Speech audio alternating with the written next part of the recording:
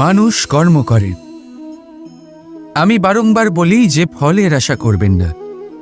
তাও মানুষ কোথাও না কোথাও নিজের কর্মের বদলে কোনো না কোনো ফলের আশা অবশ্যই রাখেন। কখনো তিনি সফল হন, কখনো অসফল। সেই জন্যই আমি বলি যে ফলের আশা কখনো রাখবেন না, কারণ সাফল্য বা অসফলতা মনের মধ্যে রাখলে কখনো কোনো লাভ হয় না।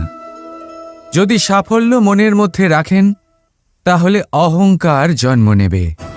যদি অসফলতা মনের মধ্যে রাখেন তাহলে এক হীনমন্যতায় আপনি ভুগবেন, যা দিয়ে কোনো শুভকর্ম হবে না। সেই জন্য শুধুই কর্ম করে যান, কর্মেই মগ্ন থাকুন।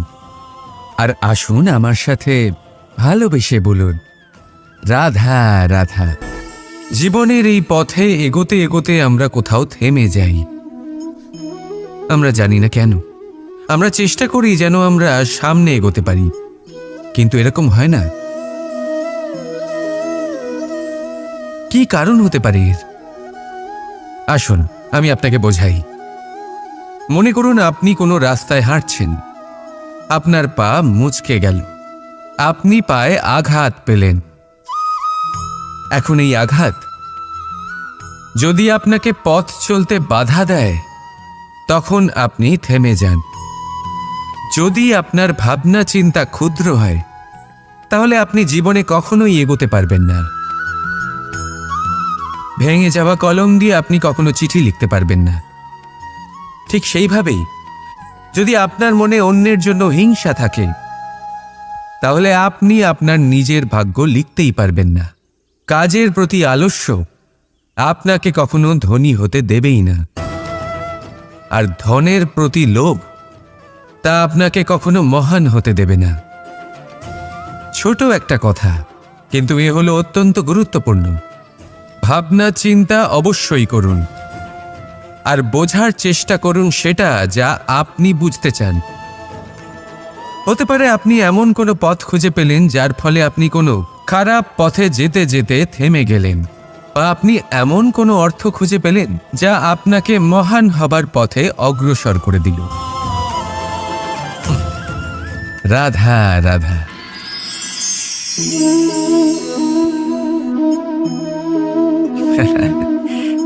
আপনি হয়তো ভাবছেন আমি কি করছিটা কি। আজ আমি ভাবলাম যে রান্না করতে একটু সাহায্যই করে দিই, তাই চাল বেছে দিচ্ছিলাম। ভেবেছিলাম এই কাজটা অত্যন্ত কঠিন হবে। না, সহস্র ভালো চালের মধ্যে থেকে দুটো কাকুর বাছা শুধুমাত্র অভ্যেসের ব্যাপার। বাস্তবে কঠিন কাজ আর শিল্পকলা সেটাই যেখানে কয়েক হাজার কাকরের মধ্যে থেকে একটা রত্ন বের করতে হয়। এবারের সারমর্ম কি হতে পারে? সারমর্ম হলো এটাই, বড় তিনি হন না যিনি মানুষের মধ্যে খামতি বের করেন।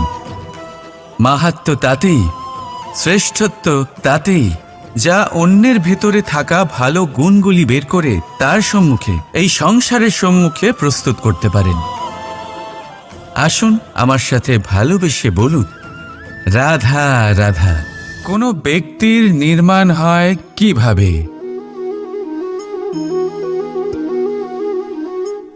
কেউ বলবেন পঞ্চতত্ত্বের দ্বারা, কেউ বলবেন আত্মা, দেহ ও চেতনার দ্বারা, কেউ বলবেন ঈশ্বরের কৃপার দ্বারা, তো কেউ বলবেন এই প্রকৃতির পরীক্ষার দ্বারা।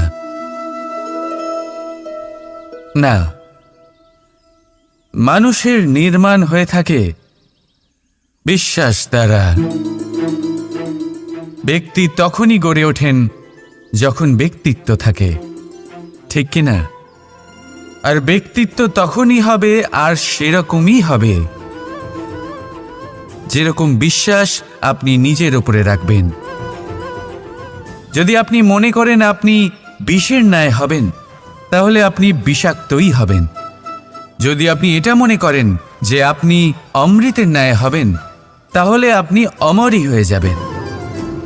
যদি আপনি নিজের উপরে বিশ্বাস রাখেন যে আপনি সংসারের সব থেকে উঁচু পর্বতের শিখরে পৌঁছতে পারবেন তাহলে আপনি অবশ্যই পৌঁছবেন।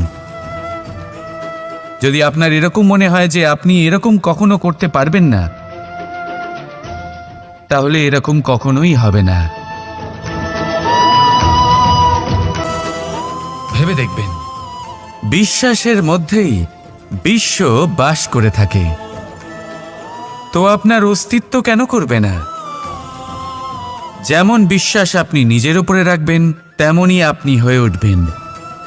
সেই জন্য নিজের উপরে বিশ্বাস রাখুন, আর হ্যাঁ, ভালোবেসে বলুন রাধা রাধা। এই সম্পর্ক হল গুরু এবং শিষ্যের। গুরু হলেন ধনুকের সেই প্রত্যঞ্চার মতো, যিনি নিজেকে পেছনে রেখে শিষ্যকে তার গন্তব্যের দিকে এগিয়ে দেন, তাকে নিজের লক্ষ্য ভেদ করতে দেন, আর সর্বদাই কঠোর হয়ে থাকেন যাতে শিষ্য কখনোই নিজের লক্ষ্যচ্যুত না হয়। ধন্য হলেন এমন গুরু যারা শিষ্যকে নিজের গন্তব্যে পৌঁছেও দেন এবং তার সব কৃতিত্ব তাকেই দেন, নিজের শিষ্যকে, নিজের বাণকে। তাহলে আপনারা চিরকাল এরকম গুরুকে মনে রাখবেন, সর্বদা তাদের সম্মান করবেন, সর্বদা তাদের ভালোবাসবেন, কখনো জীবনে পিছিয়ে পড়বেন না আপনি। আসুন আমার সাথে ভালোবেসে বলুন রাধা রাধা। আপনি কি কখনো কোনো উঁচু পর্বতের শিখরে পৌঁছতে পেরেছেন?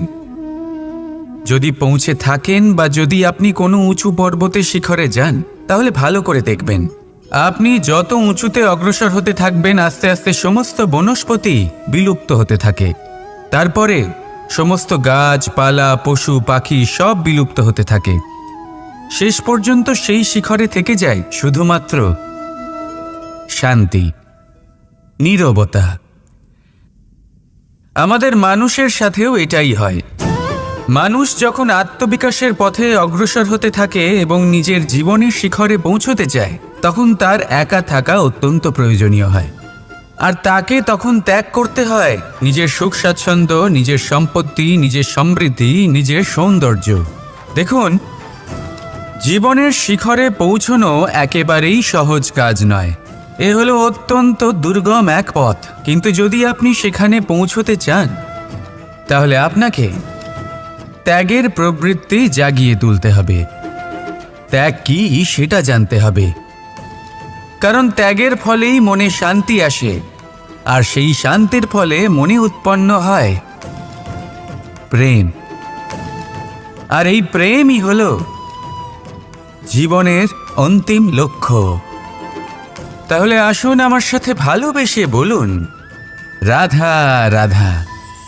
মানুষ নিজের জীবনে ঈশ্বরকে খুব মান্য করে, ওনার জন্য কি না করে, ভিন্ন ভিন্ন নামে তাকে স্মরণ করে, তাকে পুজো করে, তার আরাধনা করে। সে জানে যে ঈশ্বর তাকে শক্তি অবশ্যই দেবেন, তাকে সাহায্য অবশ্যই করবেন। কিন্তু যখন প্রশ্ন আসে গুরু এবং ঈশ্বরের, তখন গুরুর মান কখনো কম হওয়া উচিত নয়। কারণ সত্যি বলতে কি, গুরুই হলেন সেই সিঁড়ি যা বেয়ে আপনি ঈশ্বরের কাছে পৌঁছানোর পথ খুঁজে পাবেন। সেই পথ আপনি গুরুর থেকেই পাবেন। গুরু না থাকলে আপনি কখনো ঈশ্বর লাভ করতেই পারবেন না।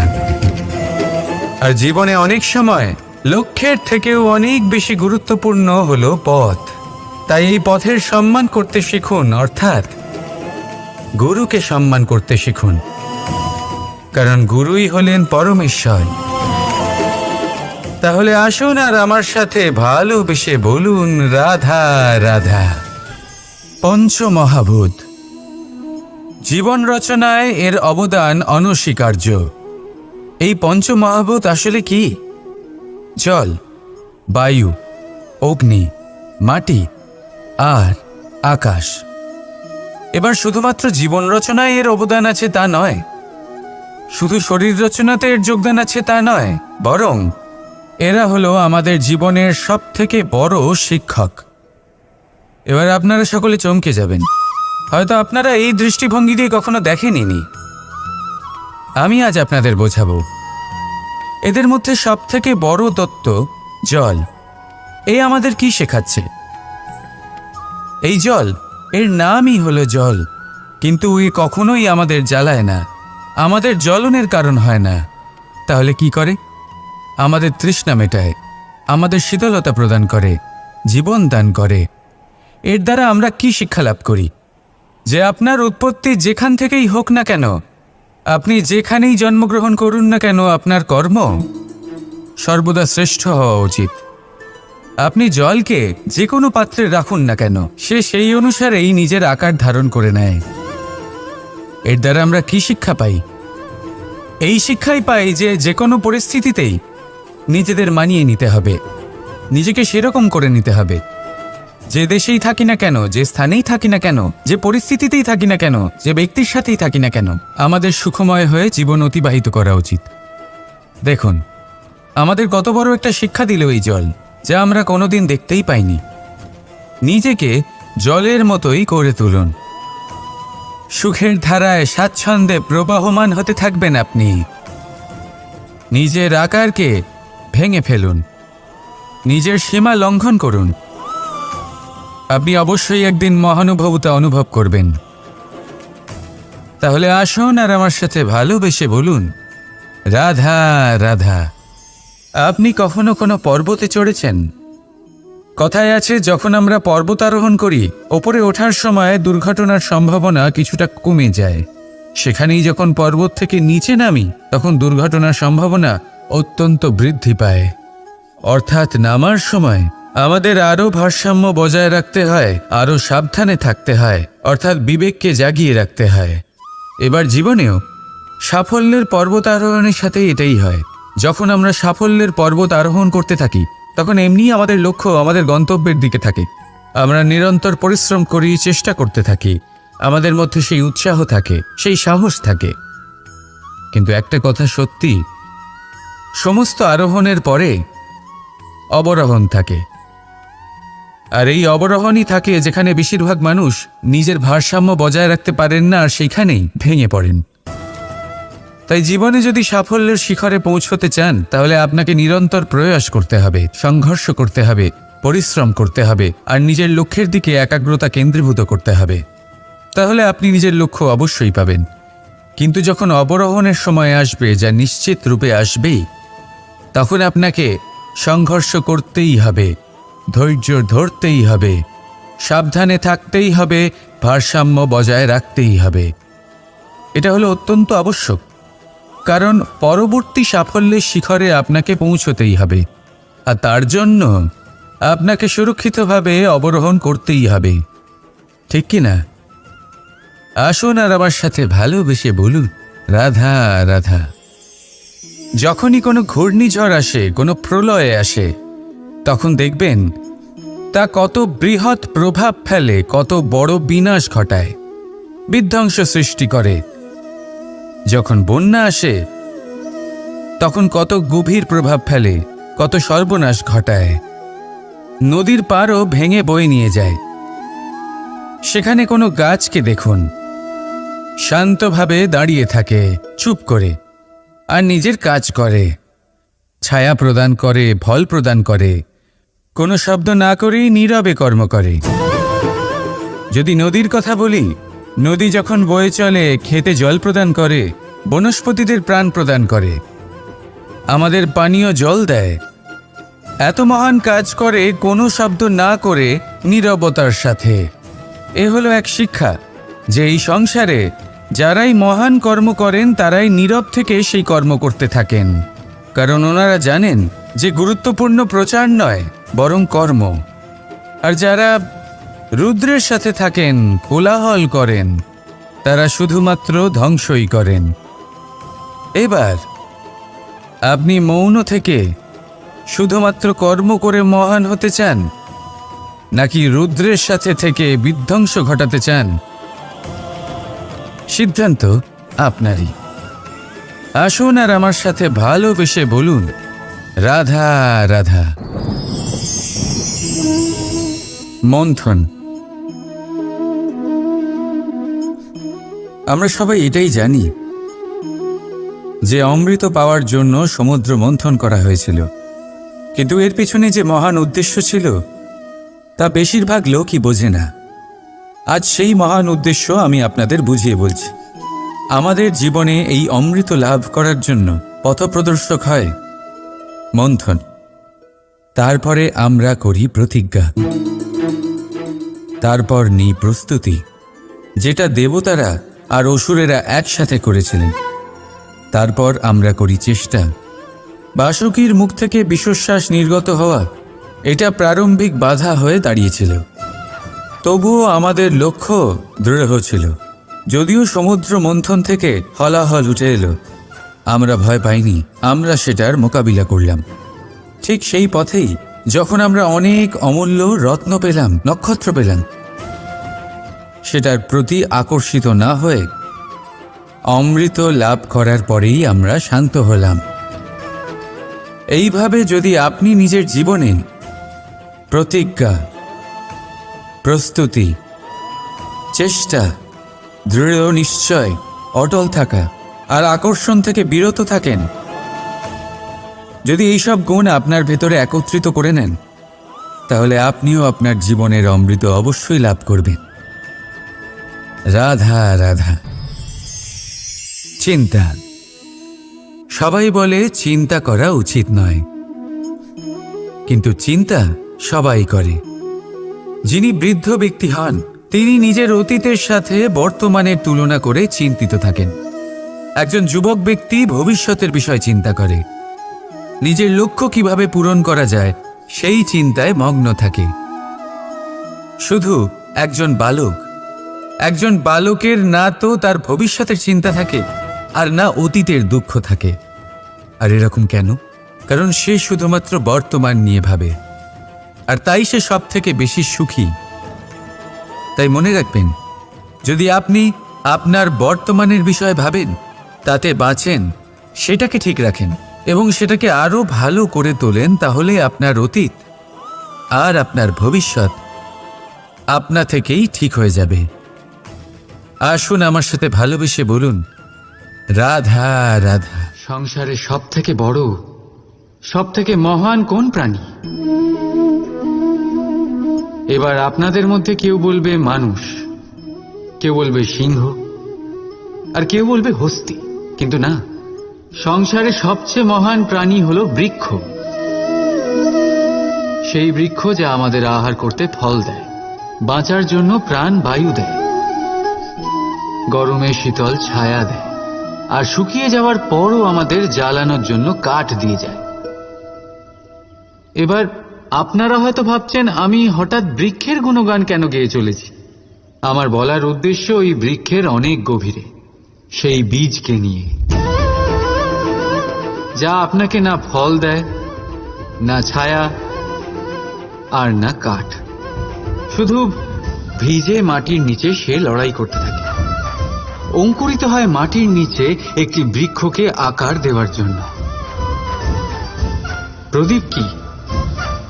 সাধারণ একটা মাটির পাত্র, কিন্তু জলবায়ু নিয়ে সে যখন জ্বলে, সমস্ত সংসারকে সে পথ দেখাতে থাকে, মহান হয়ে যায়। এবার বুঝলেন? যদি মহান হতে হয় তাহলে কিছু করে দেখাতে হবে।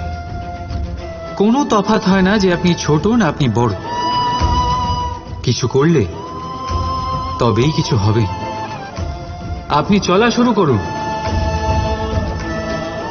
কোথাও না কোথাও তো পৌঁছবেন। নিশ্চল বসে থাকলে কখনো কিচ্ছু হবে না। মনে রাখবেন, কিছু আরম্ভ করতে গেলে মহান হওয়ার একেবারেই প্রয়োজন পড়ে না, কিন্তু মহান হতে গেলে কিছু আরম্ভ করা অতি আবশ্যক। রাধা রাধা। একটা শব্দ আছে যেটা আমরা মাঝে মাঝেই অথবা অনেকবার শুনতে পাই, স্বার্থ। ওই ব্যক্তি স্বার্থপর, সে স্বার্থের জন্য খারাপ কাজ করে ফেলেছে, ইত্যাদি ইত্যাদি। সত্যি কথা বলতে কি, সংসার স্বার্থকে পাপ ভাবতে শুরু করেছে। কিন্তু স্বার্থ কি সত্যি ক্ষতিকর? না। স্বার্থ কথাটা এসেছে স্ব থেকে, অর্থাৎ স্বয়ং থেকে।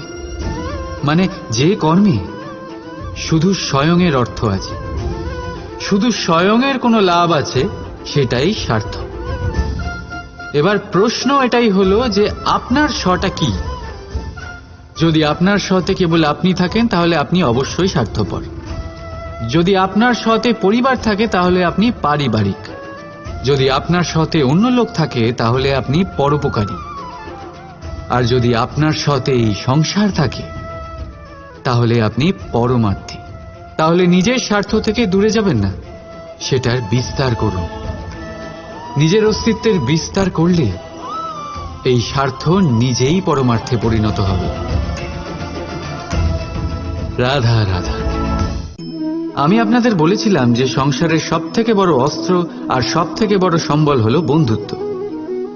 কিন্তু এই বন্ধুত্ব কেমন হওয়া উচিত? বন্ধুত্ব হওয়া উচিত দুধে মেশানো জলের মতো। কিভাবে? দুধে যখন জল মেশানো হয় তখন সেই জল নিজেই দুধে পরিণত হয়। এবার ভাবুন, দুধের সাথে বন্ধুত্ব করে জলের গুরুত্ব কেমন বেড়ে গেল। তবে এখানেই কিন্তু এই গল্পের শেষ নয়। যখন দুধকে গরম করা হয় তখন জল নিজের বন্ধুত্ব পালন করে। জল নিজে আগে সেটার তাপ নেয়, নিজের অস্তিত্বকে বাষ্পে রূপান্তরিত করে আর দুধকে বাঁচিয়ে নেয়। আর তারপর জল বাষ্প হয়ে গেলে দুধ ফুটতে থাকে, সে পাত্র থেকে বেরিয়ে উপচে পড়ে। আর শান্ত তখনই হয় যখন তাতে আবার জল মেশানো হয়। অর্থাৎ বন্ধুত্ব সেটাই যা বন্ধুর অস্তিত্বকে বিস্তার করে। বন্ধুত্ব সেটাই যা বন্ধুর জন্য নিজের অস্তিত্ব জ্বালিয়ে দেয়। বন্ধুত্ব সেটাই যাতে সুখ আর দুঃখ দুটোই বন্ধুত্বের সাথে যুক্ত। তাহলে এমন বন্ধুত্ব করো যার সামনে কুবেরের ধনও কম পড়ে যায়। রাধা রাধা। ভুল আর মানুষ, এই দুইয়ের সম্পর্ক অবিচ্ছেদ্য। যেমন ডানা আর পক্ষী, যেমন ধারা আর নদী।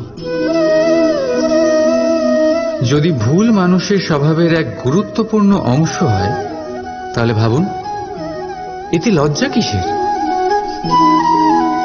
এতে লজ্জিত হওয়ার কিছু নেই। সেইভাবে দেখতে গেলে ভুল আমাদের নিজেকে আরো উন্নত করার সুযোগ দেয়,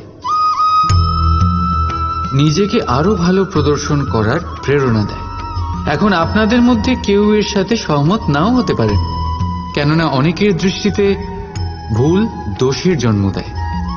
দোষ অপরাধের, আর অপরাধের কোনো ক্ষমা নেই, শাস্তি পাওয়া উচিত। কিন্তু আপনি কি কখনো ভেবেছেন এরকম কেন হয়?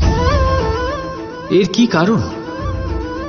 এর কারণ হলো ভুল স্বীকার করাকে এড়িয়ে যাওয়া। যদি আপনি কোনো ভুল করে স্বীকার না করেন তবে সেই ভুল দোষে পরিণত হয়, আর দোষ অপরাধে। তবে মনে রাখবেন, নিজের ভুল স্বীকার করা সেই ভুল সংশোধন করার পথে প্রথম পদক্ষেপ হয়ে দাঁড়ায়। আর সর্বদা মনে রাখবেন, অপরাধ হলো সেটাই সময় মতো নিজের ভুল স্বীকার না করা। রাধা রাধা। ধর্মরথের 4টি অশ্ব চালানোর জন্য যিনি সারথি হবেন তার যে 4টি গুণ থাকা প্রয়োজন, সেই সমস্ত গুণ অর্জুনের মধ্যে উপস্থিত রয়েছে। কর্মের শক্তি রয়েছে, ধর্মের প্রতি আসক্তি রয়েছে, জ্ঞানের অভিব্যক্তি রয়েছে এবং সমর্পণের ভক্তি রয়েছে। নিশ্চিত রূপে ধর্মরথে সারথি হবার জন্য অর্জুনই সব থেকে যোগ্য। আর ও শুধুমাত্র দ্রৌপদীর স্বামীই হবে না, ইতিহাসে কুরুবংশের রাজকুমার বা ইন্দ্রপুত্রের নামেই শুধু পরিচিত হবে না, বরং অর্জুনই স্বয়ং ইতিহাস রচনা করবে। অর্জুনই হবে কৃষ্ণ সারথি। যত্র যোগেশ্বর কৃষ্ণ তত্র পার্থ ধনুর্ধর। তাহলে আসুন আর আমার সাথে ভালোবেসে বলুন, রাধা রাধা।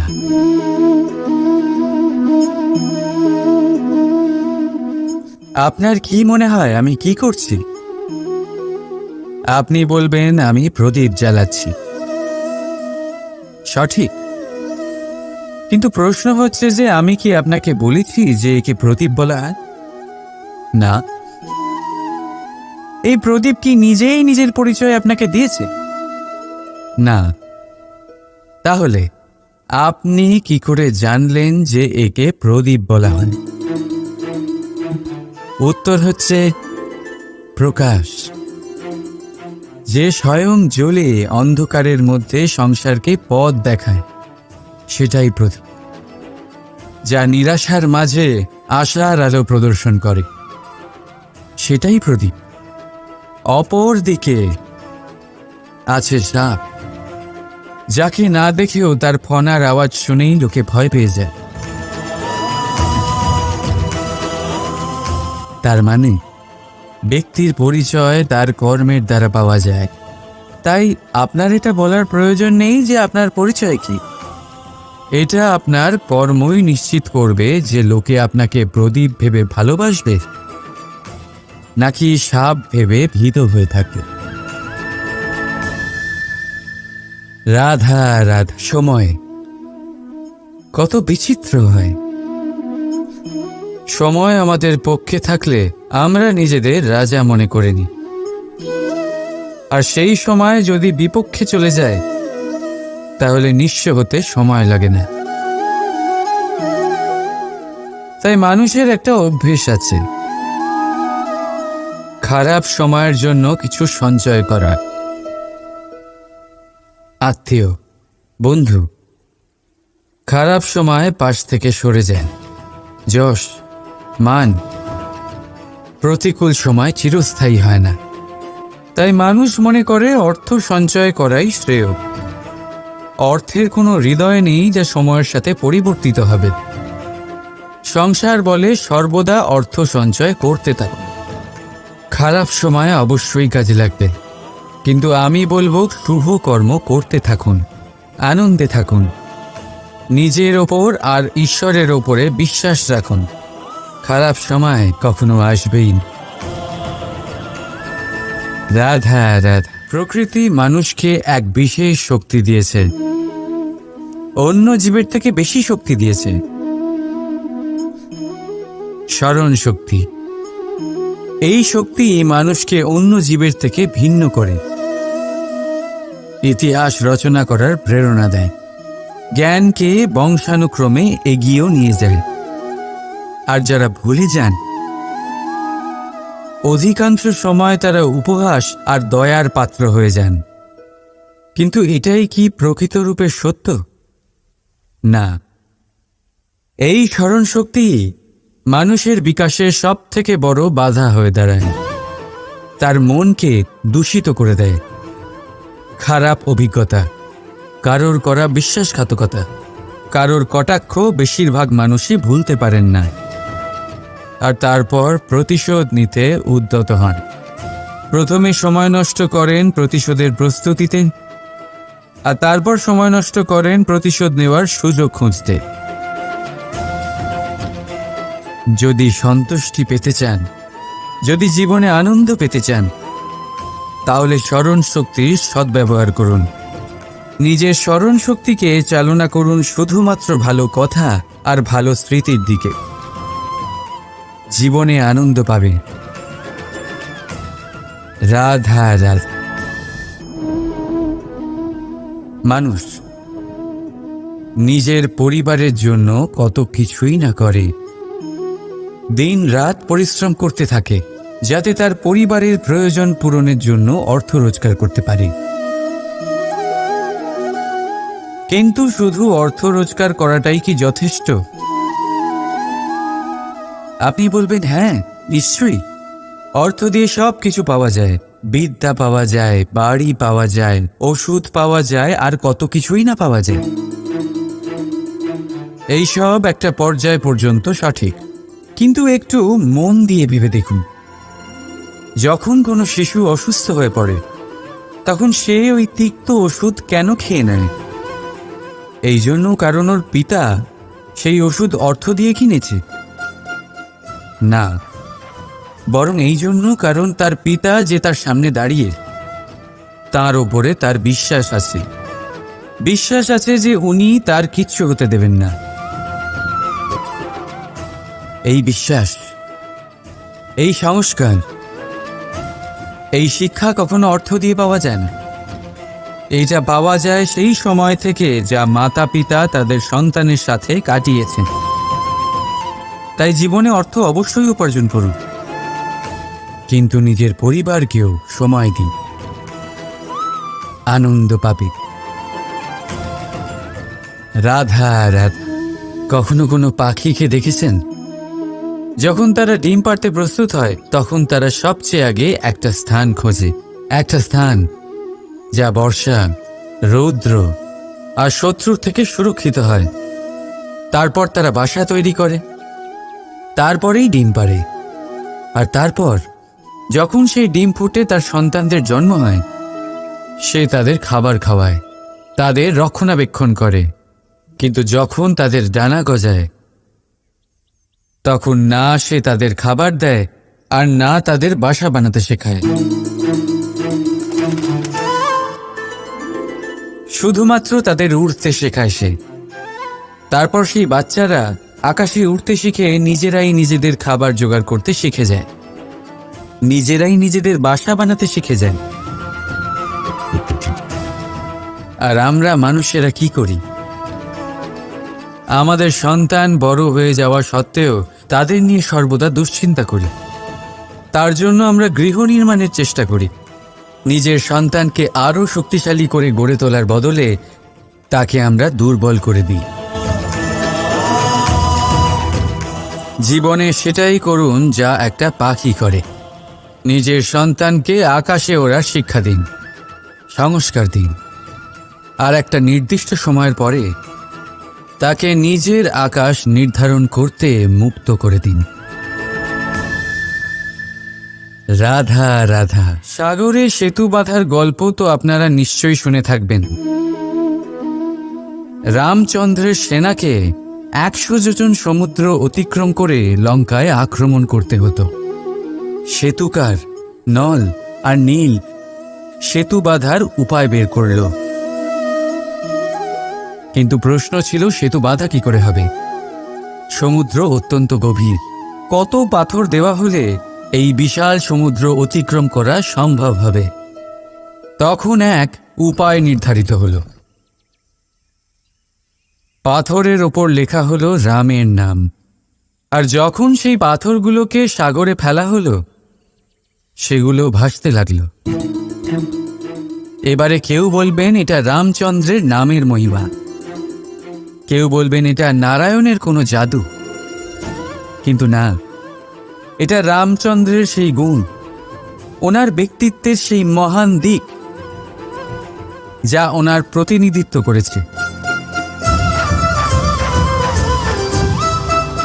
তাই সেই পাথরও সাগরে ভেসে ওঠে।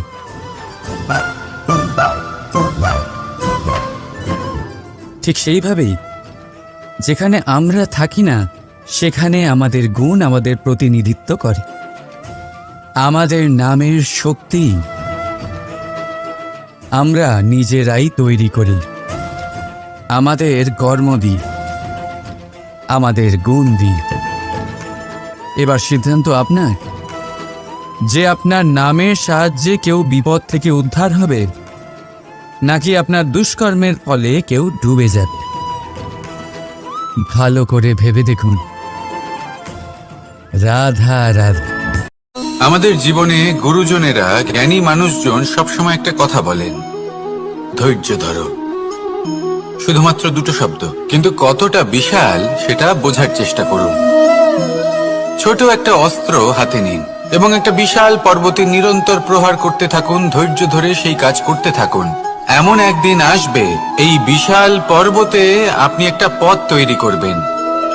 কোনো ধনুর্ধর যখন নিজের বিদ্যা অর্জন করেন, তখন তাকেও ধৈর্য ধরতে হয়, তার নিজেকে সময় দিতে হয়, তবেই সে ধনুর্বিদ্যা শিখতে পারে। সেইভাবে আমাদের জীবনেও ধৈর্য ধরার খুব প্রয়োজন। পরিবারে ধৈর্য রাখতে পারলে তাহলে আস্তে আস্তে দেখবেন প্রেম বৃদ্ধি পাচ্ছে। সমাজে যদি ধৈর্য রাখতে পারেন, তাহলে আস্তে আস্তে এই সমাজ আপনাকে সম্মান করবে। যদি নিজের জীবনে ধৈর্য রাখতে পারেন তাহলে নিজে থেকেই আত্মবিশ্বাস বাড়বে, নিজের বিকাশ হবে।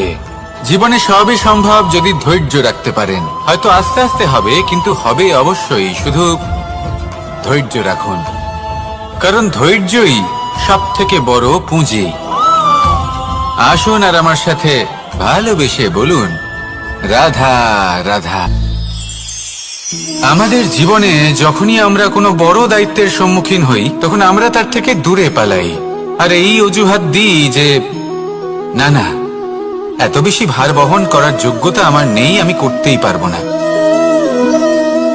দেখুন, এই সংসারে ভিন্ন ভিন্ন ধরনের গাছ আছে, ছোট গাছ, বড় গাছ, কিন্তু বটগাছের মতো বড় এবং নিবিড় গাছ আর একটাও নেই। সে নিঃস্বার্থভাবে এই সংসারকে সেবা করে যায়, ছায়া প্রদান করে, শীতলতা প্রদান করে। আর যখন এমন সময় আসে যখন তার ওপর বোঝা অত্যন্ত বেড়ে যায়, সে কিন্তু কোনোভাবেই ভেঙে পড়ে না। তখন সে নিজের নিঃস্বার্থ কর্মের ফল লাভ করে, সেই নিঃস্বার্থ কর্ম যা সে করেছে। তার দেহ থেকে ছোট ছোট ঝুড়ি বার হয় এবং তা কাণ্ডের আকার ধারণ করে। সেই কাণ্ড মাটির কাছে পৌঁছয় এবং তারপর তা বটগাছের সহায়ক হয়ে ওঠে। সে ভেঙে পড়ে যায় না। এইভাবে আপনিও জীবনে নিঃস্বার্থভাবে সবার সেবা করুন, ভালোবাসুন, সবাইকে সাহায্য করুন। যেদিন আপনার ওপর বোঝা অত্যন্ত বেড়ে যাবে, সেদিন এই সব মানুষ আপনাকে সাহায্য করার জন্য আসবেন, আপনার শক্তি হয়ে উঠবেন, আর আপনি বটগাছের মতোই মহান এবং বিশাল হয়ে উঠবেন। আসুন আর আমার সাথে ভালোবেসে বলুন, রাধা রাধা। একটা শব্দ আছে, পরিস্থিতি। অনেক মানুষের মুখে আমরা এই শব্দ শুনি। জীবনে যখন অসফল হই, দুঃখ আসে, সংকট আসে, কোনো বিপদ ঘনিয়ে আসে, তখন সমস্ত দোষ আমরা পরিস্থিতির ওপর চাপিয়ে দিই। আর দেখতে গেলে কোথাও না কোথাও ঠিকই করি। এই পরিস্থিতি প্রত্যেক দিনের মতো পাল্টাতে থাকে, কিন্তু এই দিন, এই রাত, এমন কেউ আছেন যিনি এর ওপরেও নিয়ন্ত্রণ সাধন করেন, আর তিনি হলেন সূর্য। ঠিক সেই রকমই আমাদের জীবনেও সূর্য হলো এই মন। যদি এই মনের উপর আমরা নিয়ন্ত্রণ করতে পারি, তাহলে আমরা জীবনকেও নিয়ন্ত্রণ করতে পারবো। প্রথমে এই মনের রাজা হয়ে উঠতে হবে। তাই মনে রাখবেন, যদি মন দুর্বল হয়, তাহলে পরিস্থিতি আমাদের সমস্যা বলে মনে হবে। এই মন যদি স্থির হয়, পরিস্থিতি প্রতিস্পর্ধা বলে মনে হবে। আর এই মন যদি শক্তিশালী হয়ে ওঠে, তাহলে যে কোনো পরিস্থিতি আপনার কাছে একটা সুযোগ মাত্র, এমন এক সুযোগ যাতে অগ্রসর হয়ে আপনি মহান হয়ে উঠতে পারেন। এই মনের শক্তির বৃদ্ধি ঘটান, মহান হয়ে উঠুন, আর আমার সাথে ভালোবেসে বলুন, রাধা রাধা। খুব সুন্দর একটা কাহিনী আছে। একবার এক ব্যক্তি নিজের অসফলতার জন্য ত্রস্ত হয়ে সময় দেবতার তপস্যা করতে বসলেন। উনি তপস্যা করলেন এবং সময় দেবতা প্রসন্ন হলেন, মানুষের রূপ ধারণ করে ওনার সামনে প্রকট হলেন। এবার সেই ব্যক্তি ওনাকে জিজ্ঞেস করলেন যে কি এমন আছে যার জন্য আপনি বারবার জয়ী হন আর আমি চিরকাল পরাজিত হয়ে থাকি? কেন এত পরিশ্রম করা সত্ত্বেও আমি সাফল্য লাভ করতে পারি না? তখন সময় দেবতা উত্তর দিলেন যে দিন হোক বা রাত, ঝড় হোক বা ভূমিকম্প, রোদ হোক বা বৃষ্টি হোক, সময়ের সূত্রপাত হোক বা প্রলয়, আমি থামি না, আমি চলতেই থাকি। আর সেই জন্য যিনি থেমে যান তিনি পরাজিত হন আর আমি জয়ী হই। এটাই আমাদের শিখতে হবে। জীবনে সবসময় চলতে থাকুন, কখনো থামবেন না। হ্যাঁ, কিছুক্ষণের জন্য বিরতি নিতে পারেন, বিশ্রাম করার জন্য, নিজেকে আরো সশক্ত করে তোলার জন্য, কিন্তু থেমে যাবেন না। নিরন্তর কর্ম করতে থাকুন, পরিশ্রম করতে থাকুন, তবেই এই সংসার আপনাকে মনে রাখবে। আসুন আমার সাথে ভালোবেসে বলুন, রাধা রাধা।